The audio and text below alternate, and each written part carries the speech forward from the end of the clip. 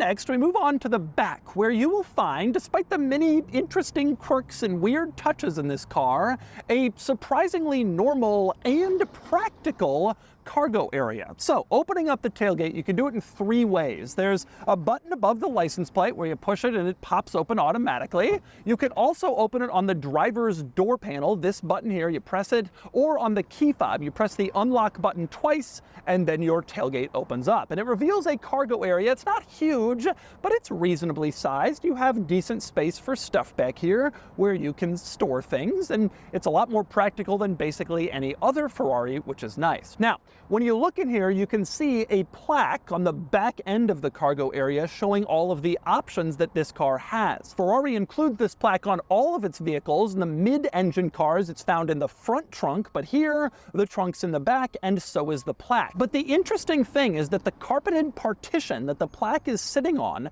which separates the cargo area from the interior, that's removable. So you can take out the cargo cover, as you can see, then you can remove the partition. There's little latches on the sides, you just pull it out, and then the cargo area is open to the interior. And check this out, you can use these buttons over on the side of the cargo area to automatically drop the rear seats. They power fold down and back up again when you want, but when they're down, you now have a huge cargo area, essentially all of the space behind the front seats where you can put stuff. It's an amazing amount of practicality and utility from a Ferrari SUV.